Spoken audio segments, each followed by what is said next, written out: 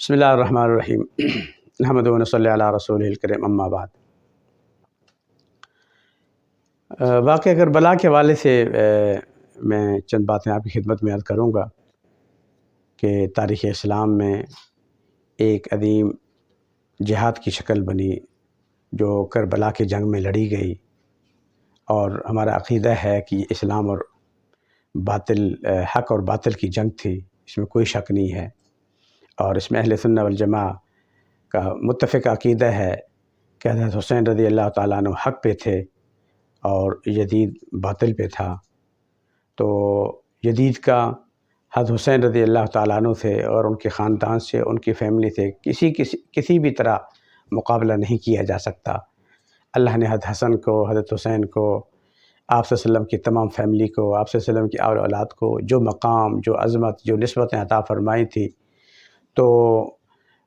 ان کا مطلب ایک ادنیٰ سے درجے کی حیثیت بھی وہ نہیں رکھتے جو ہم یزید کو دے سکیں، کیونکہ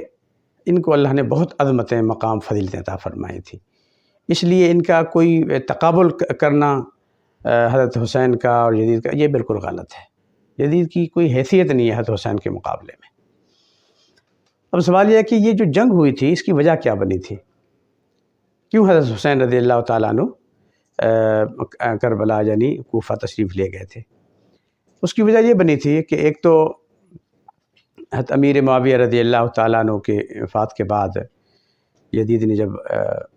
حکومت کے منصب کو سنبھالا تو وہ حضرت امیر معاویہ رضی اللہ تعالیٰ عنہ کے طور طریقے اصولوں سے آہستہ آہستہ ہٹنے لگا، اور علماء نے لکھا ہے کہ اس نے بہت سارے کام ایسے کیے ہیں جو کہ غلط تھے اور خلاف شرع تھے، اور یہ چیزیں پھر ظاہر ہے لوگوں کے سامنے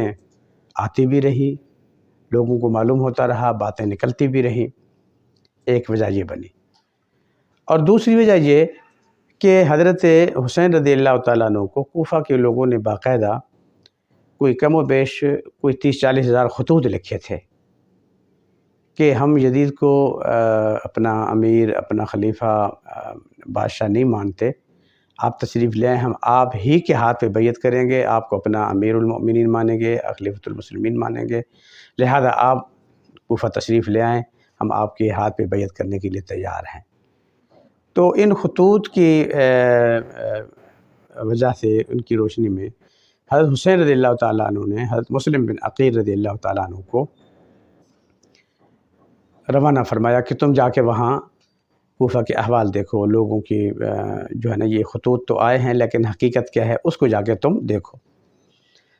چنانچہ حضرت مسلم بن عقیل کوفہ تشریف لے گئے اور وہاں جا کے لوگوں سے ملے۔ جب لوگوں سے ملے تو لوگ جو ہے نا وہ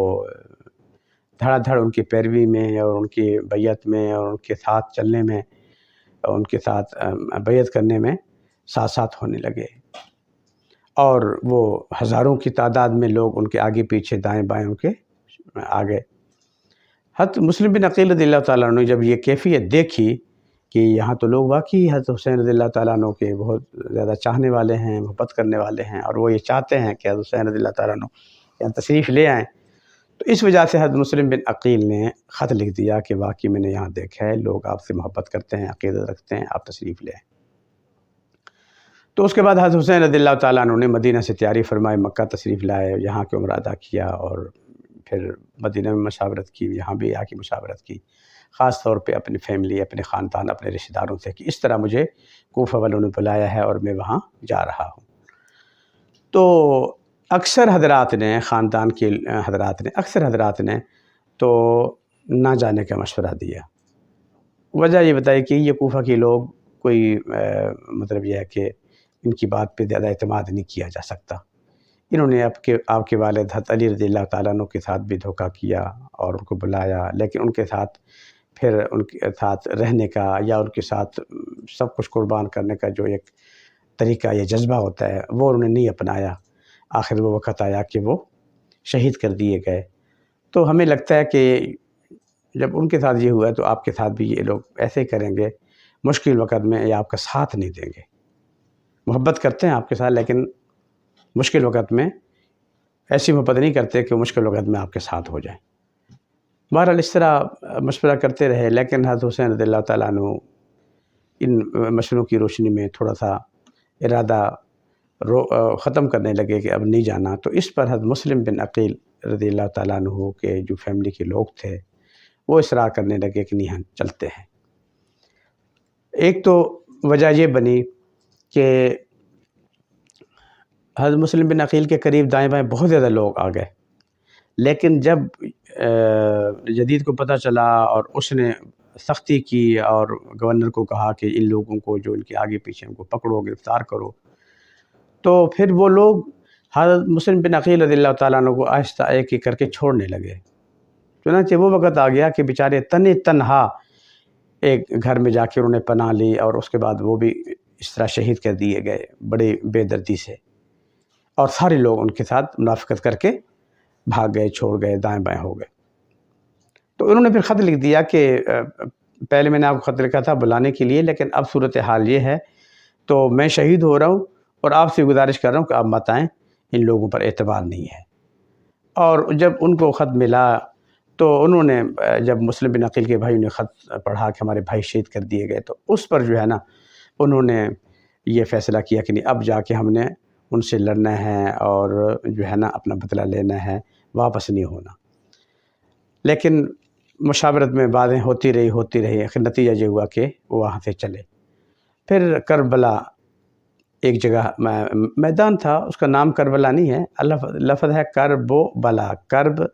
بلا دونوں مصیبت اور تکلیف کو کہتے ہیں. تو ایک میدان تھا، اس میدان میں انہوں نے ڈیرہ ڈالا، اور وہاں پہ وہ یزید کی فوج اور ان کے لوگ آ گئے اور ان کا راستہ روک دیا، کوفہ جانے کی اجازت نہیں دی، اور اس پہ انہوں نے اصرار کیا. تو اس پہ انہوں نے کہا، فرمایا کہ یہ میدان کرب و بلا کا ہے، یہاں مصیبت ہے اور پریشانیاں مجھے نظر آ رہی ہیں. تو بہرحال نتیجہ یہ ہوا کہ حضرت حسین رضی اللہ تعالیٰ نے آخری خطبہ ان کے سامنے ارشاد فرمایا کہ بھئی مجھے آپ لوگوں نے بلایا تھا، پھر مجھے دھوکہ دے دیا، اور میں اب آ گیا ہوں، تم میرے ساتھ یزید کے مقابلے میں لڑنے کے لیے تیار نہیں، یہ تم نے غلط کیا. حضرت حسین کے منہ سے ان کے حق میں بد دعا بھی نکلی کہ تم نے جس طرح میرے ساتھ دھوکہ کیا ہے، زیادتی کی ہے، تم اللہ کرے اس کی سزا قیامت تک تم پاتے رہو. اور پھر اس کے ساتھ ساتھ جو ہے نا حضرت حسین نے کوشش فرمائی کہ کسی طرح یزید سے میری ملاقات ہو یا ان سے میری بات کرائی جائے، اور ان کے ساتھ میں اس معاملے میں کوئی مصالحت کی شکل اختیار کر لوں تاکہ میں واپس چلا جاؤں مدینہ منورہ، مکہ مکرمہ، اور لڑائی جھگڑے کی صورت نہ بنے. لیکن جو یزیدی فوج تھی ان لوگوں نے اس کی اجازت نہیں دی، اور اسی جگہ اسی میدان میں پھر چنانچہ ایک لڑائی شروع ہوئی جس کو واقعہ کربلا بھی کہتے ہیں. تو اس میں جو ہے ایک طرف یزید کی بے تحاشا فوج اور ان کی تعداد بھی زیادہ، ان کے پاس اسلحہ بھی، اونٹ بھی، گھوڑے بھی، وسائل بھی، سب کچھ، اور دوسری طرف حضرت حسین رضی اللہ تعالیٰ عنہ اپنے چند فیملی کے افراد 70-72 لوگوں کے ساتھ. لیکن یہ نہیں ہے کہ 70-72 ہیں تو دوسری طرف زیادہ ہیں تو ہار مان لی، نہیں، ایک ایک نے قربانی دی، ایک ایک نے جہاد کیا، ایک ایک نے مطلب بھرپور طریقے سے مقابلہ کیا، اور ایک ایک ہو کے شہید ہوتے گئے، لیکن میدان سے بھاگے نہیں، میدان کو چھوڑا نہیں، یہاں تک کہ ہوتے ہوتے اکثریت ان کی شہید ہو گئی. اور یہ اس کی خوشخبری حضور نے خود بھی دی تھی کہ ایک وقت آئے گا کہ میرے بیٹے اس طرح یہ شہید ہو جائیں گے. وہ شہادت اللہ نے ان کو دینی تھی، وہ عظمت ان کو ملنی تھی، وہ فضیلت ان کو ملنی تھی، جس کی حضور خود فرمایا کرتے تھے میں چاہتا ہوں انی وطیت نہ اقتل ثم احیا ثم اقتل، میں چاہتا ہوں میں قتل ہو جاؤں پھر زندہ ہو جاؤں، پھر قتل ہو جاؤں پھر زندہ ہو جاؤں، کیونکہ اللہ کے راہ میں مرنے کا وہ مزہ ہے جو کسی اور کام میں نہیں ہے. ڈائریکٹ انسان جنت میں چلا جاتا ہے. اب سوال یہ ہے کہ یہ جو حضرت حسین رضی اللہ تعالیٰ نے یزید کے ساتھ جنگ کی تھی، اس کی بنیادی وجہ کیا بنی تھی؟ بنیادی وجہ یہ تھی کہ یزید جو ہے وہ اسلامی اصولوں سے، اسلامی طریقوں سے ہٹ رہا تھا، بھٹک رہا تھا، جس کی وجہ سے حسین چاہتے تھے کہ جو اللہ کے حبیب حضرت محمد مصطفیٰ صلی اللہ علیہ وسلم میرے نانا ایک دین، اسلام، طریقہ دے کے گئے، ابو بکر دے کے گئے، عمر دے کے گئے، عثمان دے کے گئے، علی المصطفیٰ، یہ سب دے کے گئے، ان اصول سے ہمیں نہیں ہٹنا چاہیے، اس دین سے ہمیں نہیں ہٹنا چاہیے، تو ان احکام سے ہمیں نہیں ہٹنا چاہیے. ہاں، جو اللہ کے حکموں کے اور نبی پاک صلی اللہ علیہ وسلم کے طریقے اور حضرت ابوبکر صدیق، حضرت عمر فاروق، عثمان غنی، حضرت علی المرتضیٰ کے اصولوں سے ہٹے گا، پھر ان کے ساتھ ہماری جنگ ہوگی، ان کے ساتھ ہمارا جہاد ہوگا۔ اسی وجہ سے بنیادی وجہ یہ تھی، نہ وہ ان کو کرسی کی لالچ تھی، نہ ان کو عہدے کی لالچ تھی، نہ ان کو کوئی دولت کی لالچ تھی۔ ان کے نظر میں یہ چیزیں کچھ بھی نہیں رکھتی تھی۔ ان کے نظر میں سب سے پہلے اور آخری چیز دین اور اسلام اور اس کی سربلندی تھی۔ اسی دین اور اسلام کی سربلندی کی خاطر اپنی جانوں کا انہوں نے نذرانہ پیش کیا۔ اللہ تعالیٰ ان کی قربانیوں کو قبول فرمائے، ان کے درجات کو بلند فرمائے۔ اللہ امت مسلمہ کو ان کی اصولوں پر چلنے کی توفیق عطا فرمائے۔ اللہ ہمیں ان کی محبت پیروی نصیب فرمائے۔ آمین و آخر دعوانا الحمدللہ رب العالمین۔